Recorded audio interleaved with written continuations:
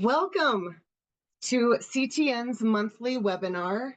With Memorial Day behind us and the summer season officially starting, here's hoping that you all have some fun stuff on the horizon, right? Hopefully you have a vacation or more family time, maybe some friend time, maybe something happening in the next couple of months that is enjoyable and that signifies something different about the summer season that relates to mental health, right? I know the balance part is hard of that, or is hard about that, but here's hoping that you can look forward to something in the near or imminent future that is going to be fun and relaxing for you. I'm Becca Wright. I will host the panel today on behalf of Community Tech Network, and we're going to jump right in. If you have questions, comments, remarks, please do put them in the chat. And I always say this, but I mean it, we will try to get to them, or we will try to follow up. One other thing, as you know, if you've attended our webinars before, we always end with a raffle giveaway. We are really trying to speed up that process so that we can spend most of our time, other than just the last couple of minutes, in the webinar content. So please do stick around. You must be present to win. We're giving away Managing Digital Navigators, which includes a lot of relevant mental health content. And we are trying to speed up that very fun process at the end so that everybody can be done in an hour. That is it for the logistics. Let me share my screen with you very briefly. Here. Just to show you our agenda. I'm done with the welcome. I'm going to do a couple of staff introductions before we move into our panel. I think we're seeing something different. Oh, are you? Oh, I'm sorry. Let me stop that share. And let me start a different share. Thank you, Josie. No problem. How about now? Perfect. Thank you. Welcome to whatever was on my screen before. It probably shows you that I need some mental health coping strategies. I bet you it did. Before we move into the panel, I'm going to do some quick CTN introductions. We'll try to get to Q&A at the end, and we will do a raffle giveaway to a few peeps. On behalf of CTN, these webinars are put on by Digital Lift, and we're the capacity building division of CTN. Our Director of Programs and Partnerships Development is Sky Downing, who is about to make some opening remarks. Josie Boyle is our Digital Equity Curriculum Manager. She's our co-pilot today, keeping me in line, keeping track of your comments and questions and requests and feedback. Thank you, Josie. Again, I'm Becca Wright. I do a lot of enrollment and assistance with curriculum development. And our latest team member is Jess Strum, who manages our programs through Methodist Healthcare Ministries in Texas. I would like to turn it over now to our division director, Sky Downing, for some opening remarks. Hi, everyone. It's so wonderful to see all of you here today. Thank you for joining us for this incredible webinar, Mental Health Matters. We are delighted to have you with us today, as we are every day. Better for seeing you and spending this time together. Today, we will be exploring the vital intersection of digital inclusion and mental health in modern times, and as it pertains to the work that we do. We often speak of digital inclusion as a cornerstone of contemporary healthcare, enhancing care quality and ensuring access for underserved and under-resourced groups. The internet has become recognized as a super social determinant of health, influencing not only our healthcare access, but also education and economic stability, housing, social exclusion or support, food access, transportation services, and more, making it totally essential for our overall well-being. Yet the digital excuse me, rewind. Yet the digital divide, as we know, remains a significant barrier, especially for the systemically underserved communities that we do serve. This divide exacerbates feelings of exclusion and frustration, impacting mental well-being. We as practitioners play a crucial role here, offering both the technical support that's needed and empathetic understanding of these challenges. And because of the enormous amount of trauma that has been endured, our work is vital to integrating mental health awareness into digital skills education. So moreover, the use of culturally proficient tools and trauma-informed responses is essential in addressing systemic discrimination and the harm that it brings. By integrating mental health awareness into digital skills education, we are not just imparting essential skills, but also fostering emotional resilience and self-empowerment through an understanding of the diverse and complex challenges that are faced by those we serve. So in today's discussion, we will delve into strategies for creating an environment of empathy, safety, and support, one that eradicates the indignities that we've spoken of. We aim to equip our practitioners and community leaders, all of you, with the tools needed to grow proficient, inclusive, nurturing communities in the digital age. By doing so, we not only enhance digital literacy, but we walk it hand in hand with mental well-being, advocating for our learners in the most meaningful ways and promoting lifelong learning and growth. Thank you again for joining us for this important conversation. Becca, I'm going to throw it back to you. Let's take it away. Thank you, Sky. We're all here today, capping off Mental Health Month, actually, right at the very end. Here we are. And it's important for a variety of reasons. It's an enormous topic. We're going to cover the topic twofold today. The first is the mental health struggles, challenges, opportunities that we see in the communities that are underserved, that are marginalized, and they're deeply affected by the digital divide. Secondly, we want to address mental health concerns for those of us who have dedicated our lives and our work to serving and helping those communities. And those are the two lenses that we hope to toggle back and forth through today. I'll share my screen once more.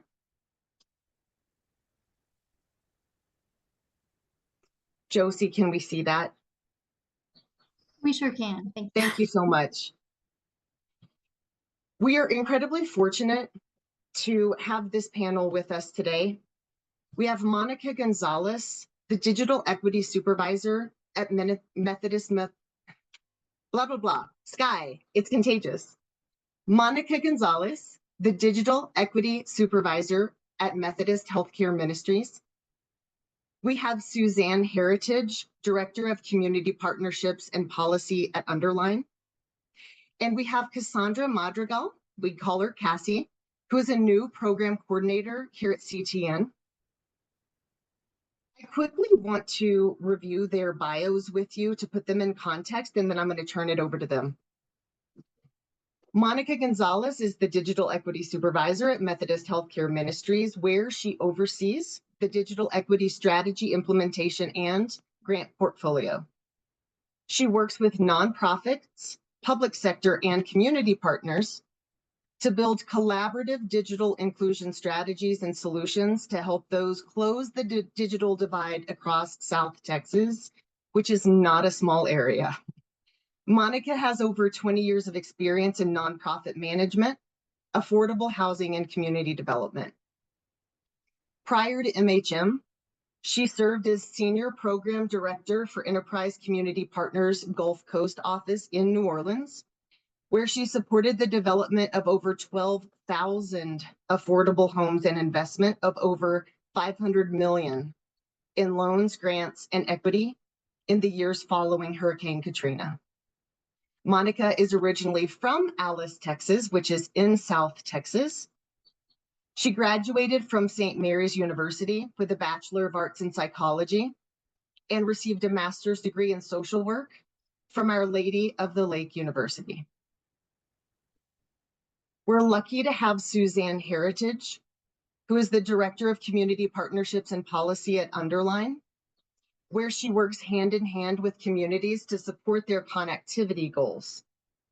Passionate about building and amplifying the conditions where communities that can thrive, Suzanne has centered her career around cultivating partnerships that pair organizational growth with positive community impact.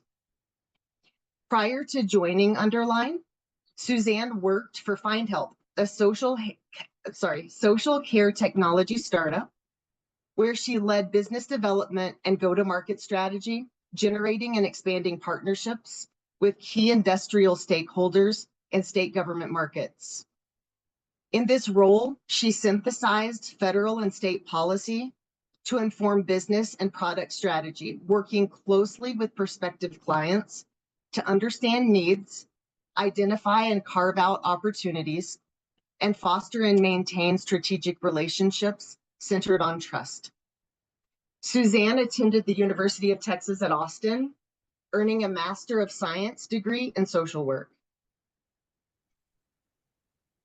Lastly, we're lucky to have one of our own participating today, Cassandra Madrigal. We call her Cassie. She's a program coordinator for us at CTN, supporting access to technology programs in Contra Costa, California. We're spanning the nation today, almost. You on the East Coast, we'll get there. She's passionate about increasing digital equity in underserved communities and has worked with various nonprofits in both Alameda and Contra Costa County.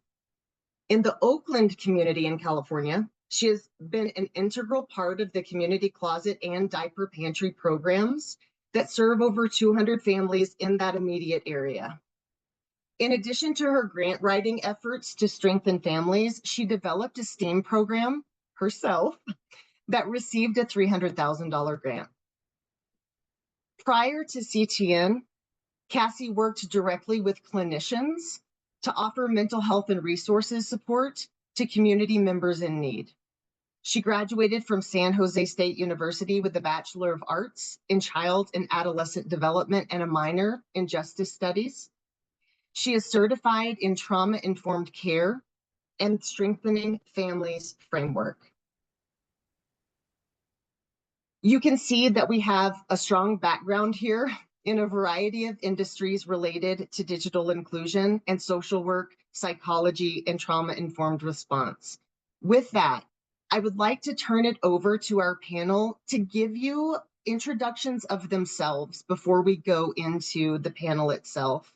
I'd like to start with Monica Gonzalez, then move on to Suzanne Heritage, and then Cassie Madrigal. Please tell us more about yourself and how did you get here? Monica.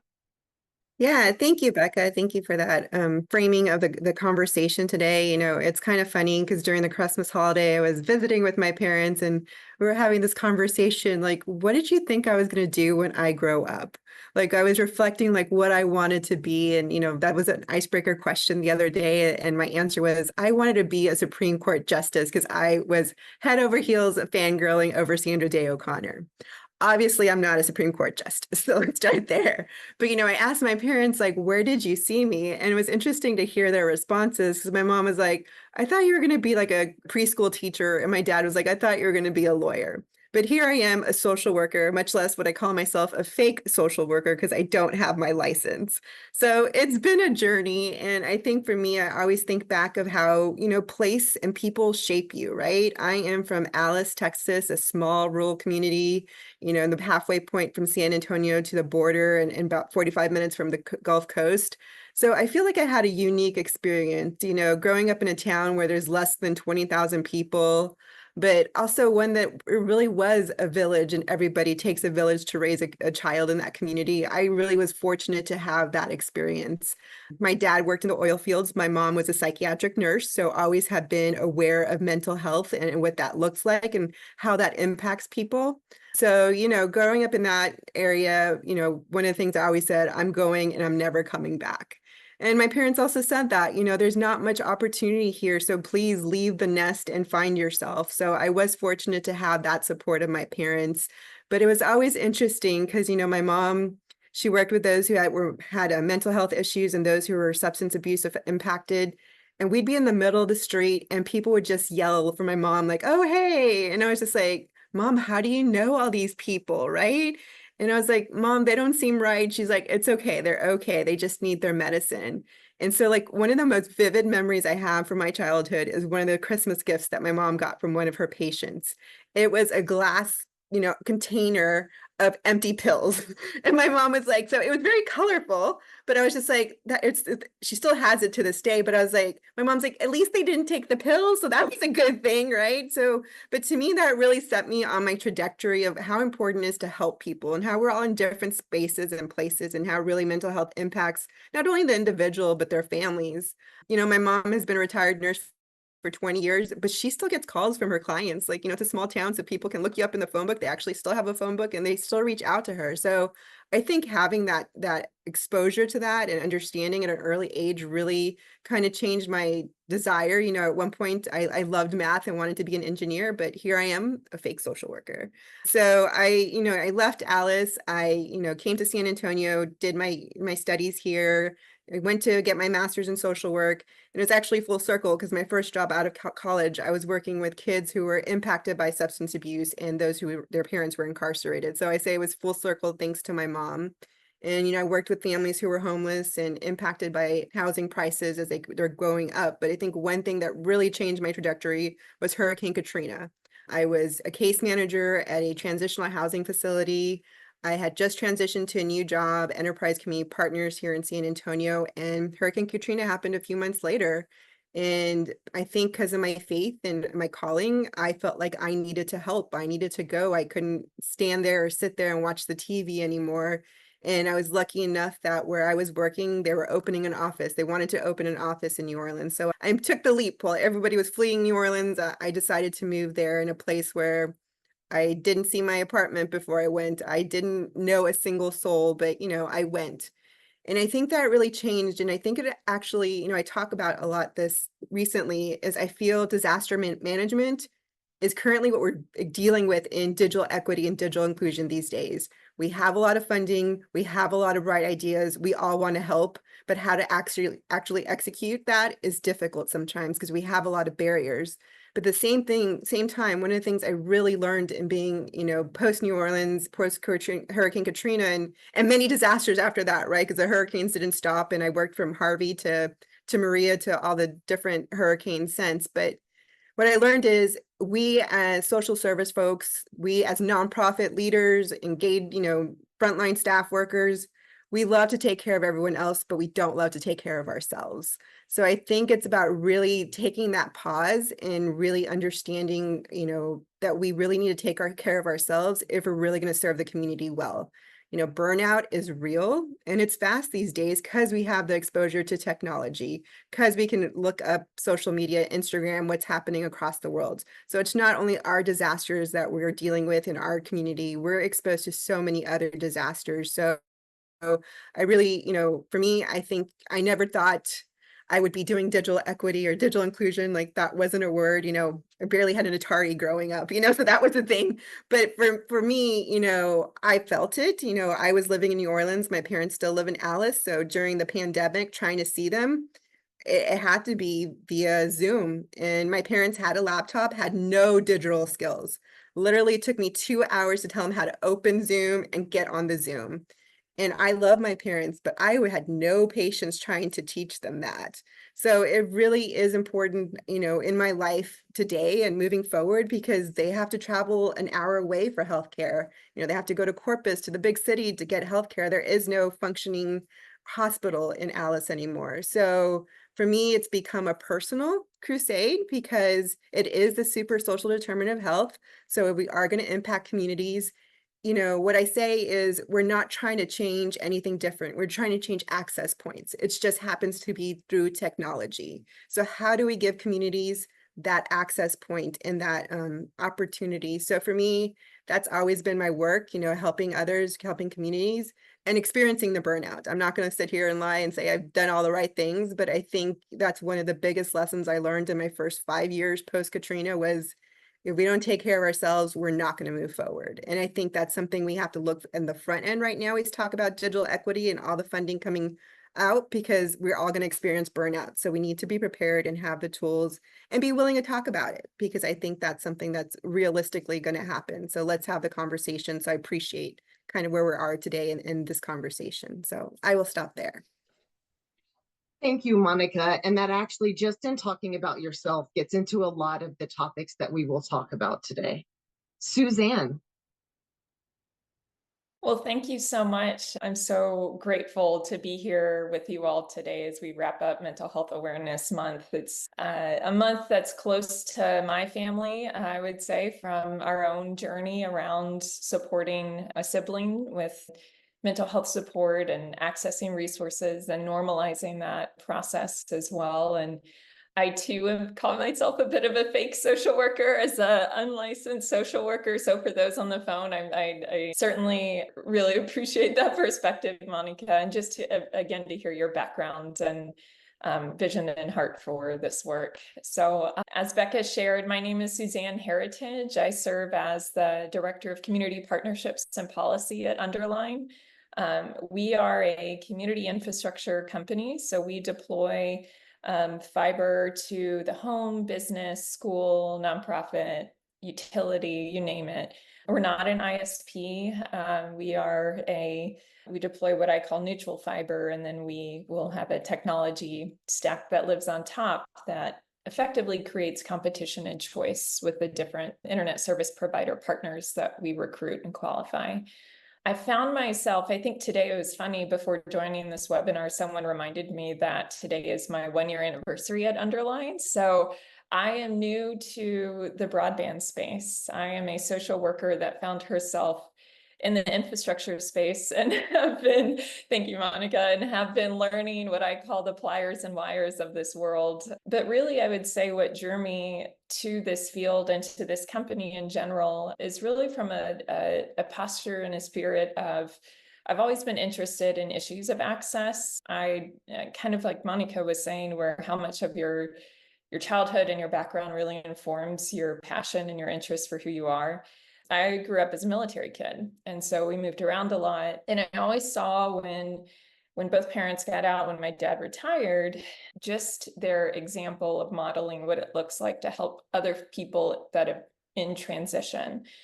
And so growing up, that oftentimes looked like helping new military families that moved on base navigate, helping. My dad did a lot of work around helping veterans access their benefits and understand what's available for them. He's very passionate. I feel like military is my family's culture and identity. And so I would say that really has had an impact on me and the types of roles that I wanted to fill, the values, the company values that I want to try to partner in. And then also, I think just the education that I took as well. So I started out really doing direct service with refugee resettlement. I went into social work school and I wanted to do refugee resettlement. I was going to do international social work, and that was my path. And then I left grad school and I fell in love with a lot of work that my local United Way here in Austin was doing around issues of access and our local 211 program. So I actually started out in grad school on the phones as a call specialist for 211. And I highly recommend, if you're an aspiring social worker, try to get on the phone, support in that way, because there's nothing that shows you not only the resources that might exist around a community, but also the felt experience of what it's like to access those resources, whether it's a transportation burden, whether it's lack of availability in a given area. And I know that's kind of what we're talking about in some ways today from digital access availability. And so I spent my time at my local United Way focusing around issues of access for community resources. And then I found myself at the state. So I worked with the Health and Human Services Commission, really supporting the same program, but statewide, that I fell in love with. I grew up out of 211. And so was trying to really support expanding that program and the different roles that we can play. And it was during that time that I heard someone coin the phrase broadband as a social determinant of health. I love this new evolution of it as a super social determinant of health. It was really interesting, after I left the state 211 program and moved over to Find Help. We were a technology company. We built software with a similar mission, trying to help make sure folks knew where to go to access the resources that help them, whether it was food pantries or places that help with rent, utility support or free internet support services. Really focusing around, again, that theme of navigation, I would say, has been pretty consistent.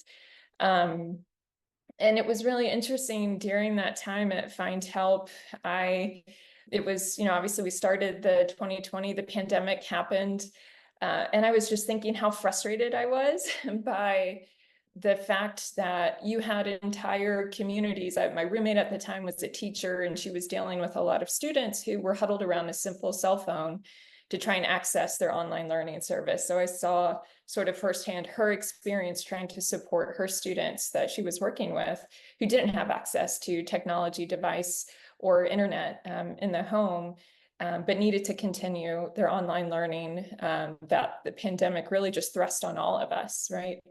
And so that left I remember feeling kind of agitated that I wanted to do more. I feel like in my 211 days, I did a little disaster response stuff with Hurricane Harvey, and I could find myself feeling a little bit restless that, it's great we have this technology tool, but what if people don't have access? And the more we did a lot of outreach at Find Help, especially in rural communities with different health systems, the more we learned, they would say, this is great. How do I make sure that my patients who don't have access can receive the same information on community resources near them? And that's really what transitioned me, I would say, to Underline. And it's that same focus around advocating for issues of access. It's just, this is a little bit further upstream than that. I was always focused on, do people know what the wealth of community resources are around them? Now I'm in the business with Underline. I have the pleasure and the privilege of, we're literally laying the foundation, that infrastructure, that fiber foundation to ensure downstream community flourishing. And so I really think that, and I'll share a little bit more later, I'm sure, but communications infrastructure, broadband infrastructure is really just a tool to enable access to mental health resources, access to community connection, access to telehealth. I think that was a huge thing, obviously, during the pandemic as well. And so I'm thrilled to share a little bit about my background in that space. Again, when you're into the industry on the infrastructure side, it's sort of what keeps me grounded. When I get a little overwhelmed on the pliers and wires of it, is really kind of centering back to, again, this is just an advocacy issue that we're dealing with. And I get to play in the side of the sandbox that's focused on building the fiber roads, if you will, for all of those services to run on top. So yeah, I think, like Monica said, it's really important as we do this work that we do take care of ourselves along the way. And so excited to share a little bit of practical tools and my own experience and journey for what that looks like from mental health support as well. So thank you so much. I appreciate the time to be here. Thank you, Suzanne. And I appreciate you talking about communities within communities, like military, right? And also practical tips. That's one of the things that we'll get to certainly today. Cassie, please tell us more about yourself. Hi, everyone. Good morning. I'm just so happy to be here. I think mental health, even just the word, it has gotten so much more light to it. Before, it was so hard to hear that. And depending on cultures, it's like maybe some of the cultures did not really go into mental health and didn't seek out those appropriate resources within communities. And so for me, when I was invited from Becca, I was like, wow, like what led me here, who I am right now in this position with CTN as a program coordinator. And so for me, I was thinking it's all started with myself. As Monica and Suzanne, it's all about your experience and what led you to who you are right now, being an advocate to the communities. And so for me, as a first generation immigrants parent, it was how to navigate the system. And now we have multiple systems. We have school system, healthcare system, what else, job system as well. And so for me, it was learning all of that for my parents and for myself. So then continuing the generation, it will become more easier for them. And so for me, one of the things that I wanted to do as a career was to become a teacher, middle school teacher, math teacher. And everybody said, why? They have so much hormones. Why would you do that? And I was like, because of their feelings, I'm able to understand their feelings and kind of guide them. And so that touched a little bit of the mental health, because when I was going to school, and at that time I was working in preschool, I was learning a lot about the stages of life, right? That's the one thing that we have to take, I think, psychology 101, stages of life.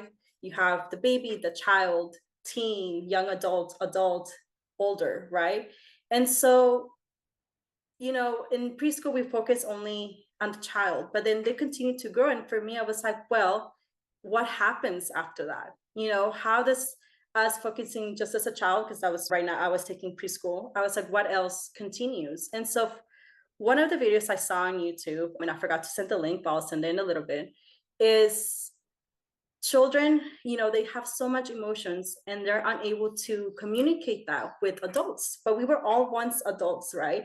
And adults, sometimes for us, it's hard to communicate what we're feeling. And it's hard to admit that we also need help. We also need to step back. As we speak about burnout, sometimes for us, it's hard to accept that. And so we are willing to help others, but not willing to help ourselves. And so for me, one of my main goals was for the children that I encounter in my career is for them to be able to ask for help, for them to be able to express their feelings.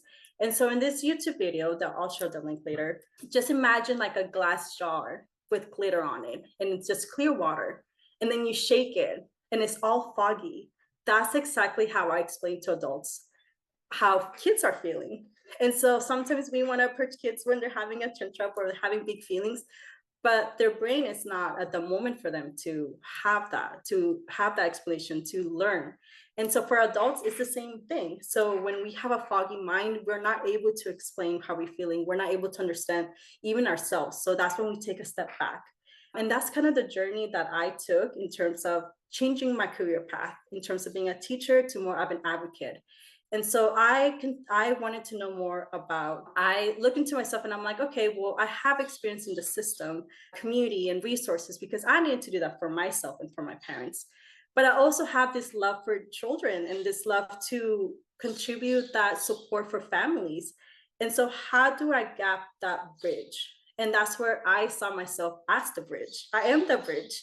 I am the bridge that is going to connect all these things of experiences together to be able to support the clients that I have, either children, adults, caregivers, grandparents, whoever it was that I was encountering every day at work. Those are part of the bridges that they're going to cross over for me so they can get what they need and their support they need. Going back to Oakland, and I worked with Hively for 2 years. That was most of my work in terms of community resources. And I was brought in and there wasn't a lot of resources. And so that was one of my main goals, was to bring up the resources, but also do the outreach. Who are we reaching?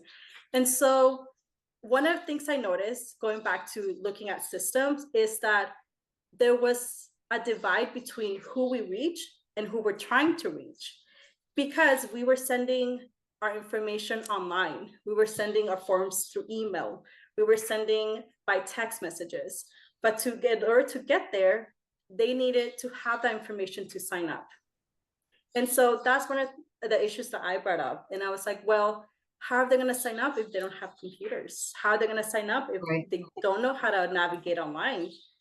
And so what I did, and as well as my director, we went out in the streets to stores and we started to outreach within the community. And so that's one of the key roles that I like to look what's missing in our system and how can we provide that? Because there's always opportunity to change. There's always opportunities to give that support, that, develop more in order to support the needs of the community. And Cassie, and along those lines, here's something that I want to transition to the whole group along the lines of exactly what you're saying.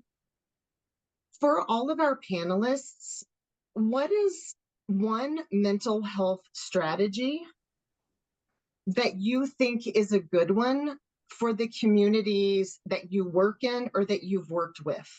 So as Cassie just mentioned, look, I saw this gap. It was a very practical thing. You would not look at 2 systems of email and say, that's a great thing to do for mental health. But actually, it's a practical first step to impact lives. And Cassie, I want to use that as a launch pad. For the panelists, what is one specific mental health strategy, big or small or practical, that you have employed within the work that you do? Yeah, that's a great question. Suzanne, Monica, anyone? I will go with not assuming and asking. I think that shifts the conversation and the solutions, right? Because sometimes we assume it's internet, or sometimes we don't assume usually it's internet. We assume it's other things. But I think them making that connection. I think, when we ask community what they want and they have a voice, they have the buy-in and they feel heard. And so then we're addressing their needs. We're not just assuming the needs that we think we need to be addressed. So kind of the line to what Cassie was doing, kind of seeing those gaps, but asking what some of those gaps are sometimes.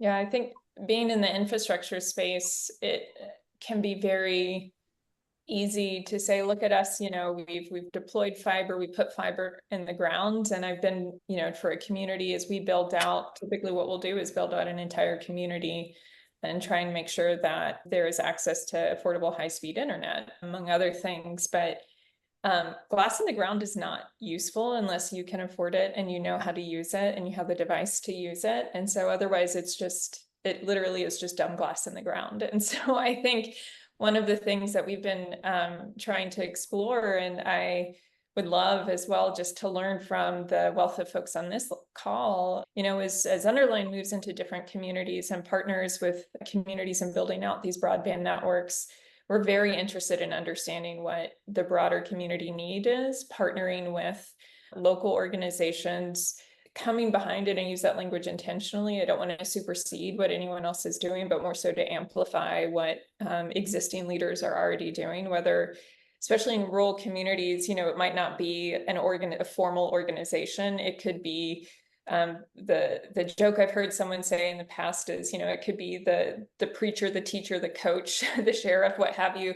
Those helping persons might look different, or those helping entities might look different, but really trying to find that person of peace and influence within a community to understand how can we better partner as we start to build out these networks. And one, is there a need, and two, how can we be thoughtful about how we design and where we route these things first, and making sure that as we are quite literally laying the infrastructure, that we're also layering on top the digital equity, digital literacy partnerships that can really transform this. Because I think something like the work that we're in at Underline, infrastructure is really meant to transform access, and that access is meant, I think, Cassie, you talked about it, whether it's workforce, education, telehealth, I think for today, mental health, telemedicine, mental health related services as well. And so again, really trying to partner with those community organizations, people that are already doing the work, as we layer on that on top of our networks that we're building. So that was a bit of a mouthful to your question, Becca, but hopefully helpful. No, it's great too, because the common theme here is, as Monica said, not just assuming. In the realm of mental health, not assuming anything. And Suzanne, you're saying also it's listening. It's going in and saying, look, this is literally just glass in the ground, which, by the way, is a very practical solution, which is important to address needs. But it is just an object. We need to actually listen to know what to do with it. And I want to pivot here and ask you all, Monica, Suzanne, and Cassie, in the work that you have done as leaders, I want to pick on you a little bit, because while it's hilarious to hear like fake social worker, hello, imposter syndrome, which is hello, a mental health problem that we all have, by the way, and I'm only joking. but as leaders, which you are in your organizations, for the people that you mentor, for the people that you supervise in this field that is incredibly demanding, in what ways do you try to model a good balance of work life, or to model what mental health might look like in your own individual way? Yeah, I'm not an A+ student here, so I won't say that I am. But, I think a lot of it, like I said, doing disaster recovery for a long time, being in direct services. And, my old job, I had a really interesting role. I managed a community center for 1,000 public housing residents, while I was also administering grants and loans, to organizations, nonprofits, and even for-profits at times. And so my day would look like meeting with the state to talk about some loan package, to going to the after-school program and helping somebody with their homework. And so for me, it's that balance, right? And I think that's also when I was talking about me growing up and going back to my history, is seeing that in my parents, right? There's family and friend time, and then there's work time. And so being able to separate that, I think one of the practices that I employed at my last job was turning off the notifications to my email at 6 o'clock at night. If it's important, they will text me or call me. I did have a community center, so there was late night calls sometimes that some things had happened, but I wasn't staring at my email after 6. They knew that if they needed to get a hold of me, then you can text me. So not having that access to my email after 6 kind of lessen the pressure that I have to always be on, right? So I think that was one of the big things that was helpful to me, to know that it's okay to turn off your email. Work will go on and people's lives will go on, but you also need to take that time to balance your life with work and family and friends, because that's how I get centered. I did joke that I went to yoga last night in preparation for today. So I've been trying to do that, but not mostly on the regular.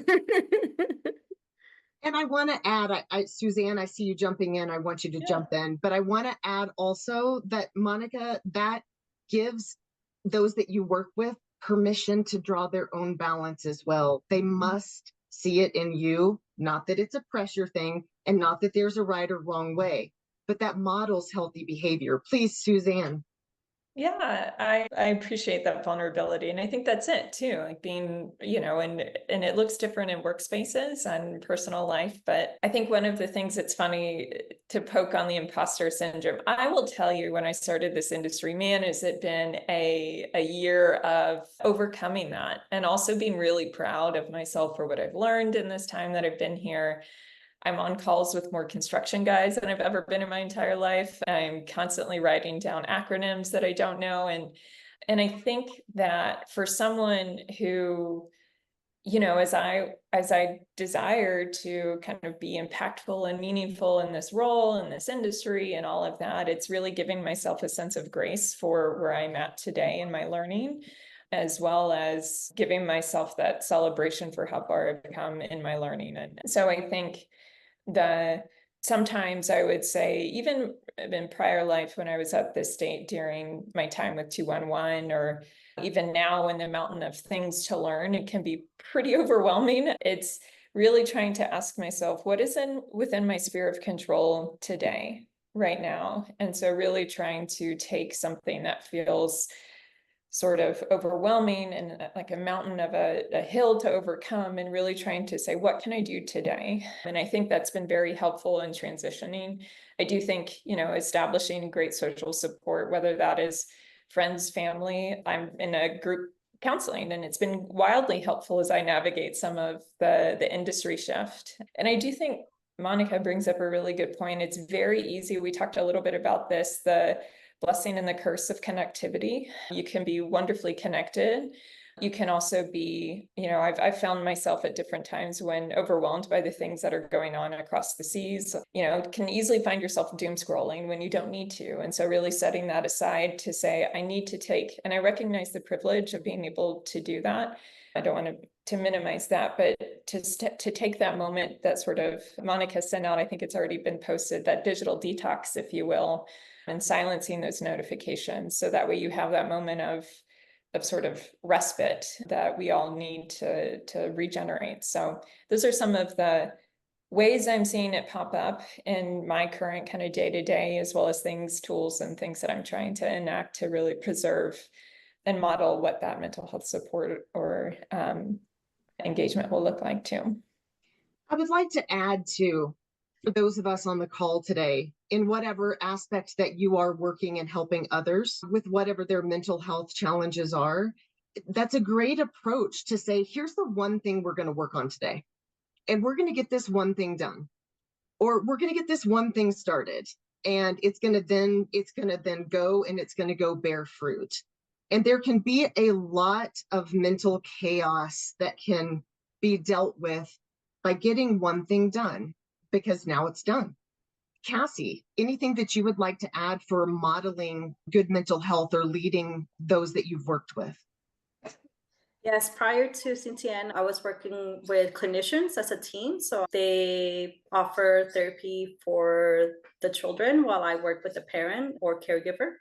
And so one of the things, like Becca, you were saying, getting one thing at a time, when you come into, having a support that maybe they have a million things they want to get done. And so that was one of the things I will practice with caregivers is let's do one thing at a time.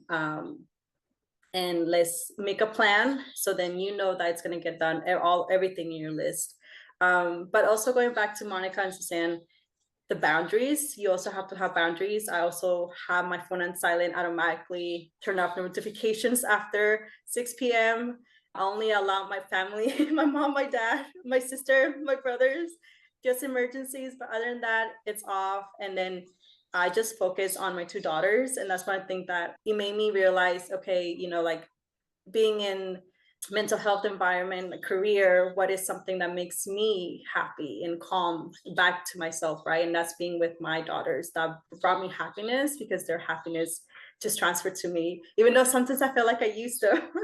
But I think that's one of the things is boundaries. Having boundaries is a practice for your own mental health.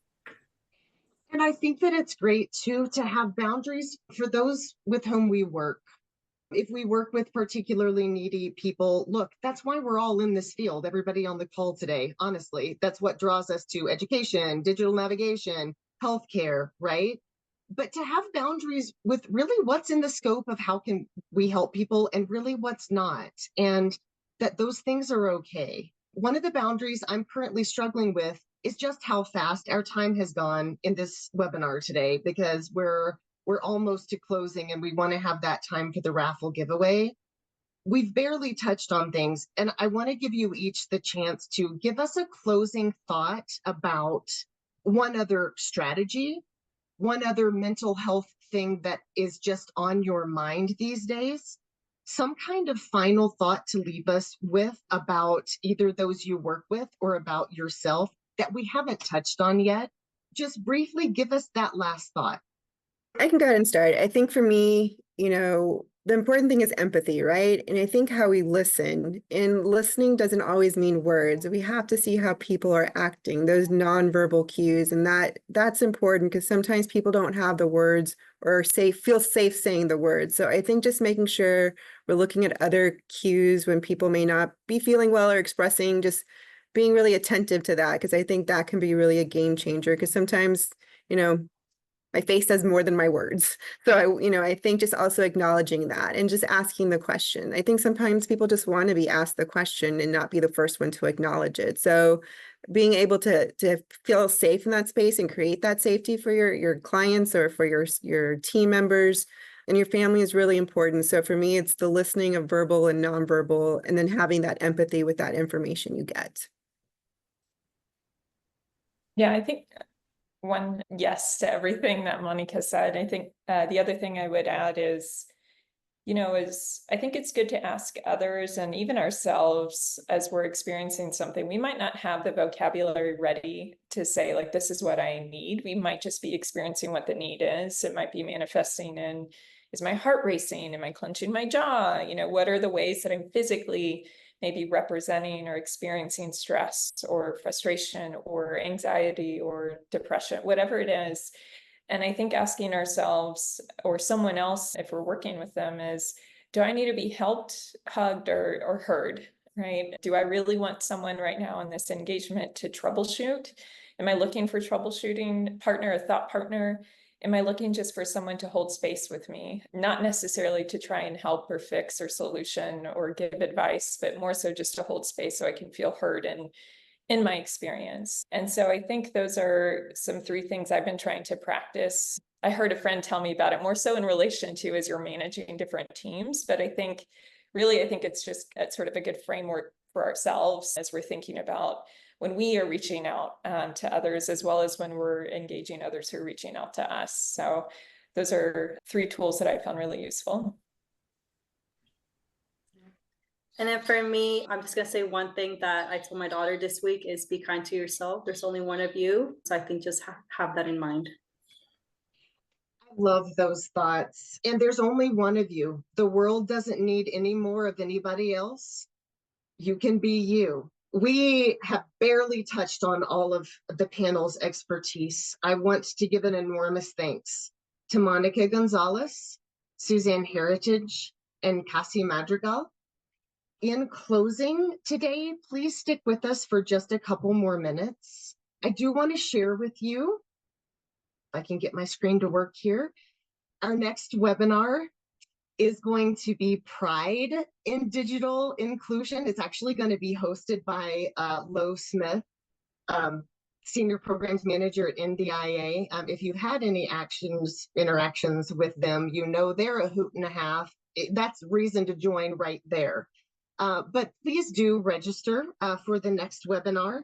I want to say also before we get to the raffle that we will follow up with the resources given today, as well as some additional resources from our panelists and some of the other things that they want to recommend to you all. I know we just barely touched on it today.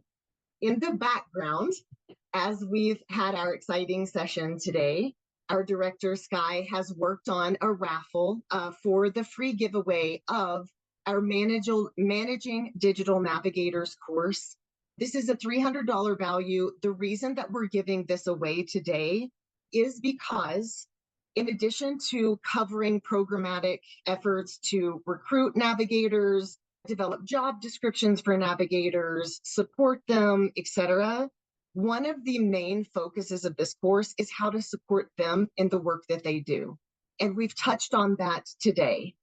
What are some theoretical mental health concerns? What are some boundary setting techniques? What are some scripts that digital navigators can learn? And what are some ways that managers of digital navigators can support and lead and direct their own staffs?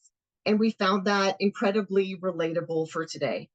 Please stick with us for 2 more minutes. And as Sky calls out our winners that she has chosen at random, please let us know that you're here so that we can follow up and enroll you in this course.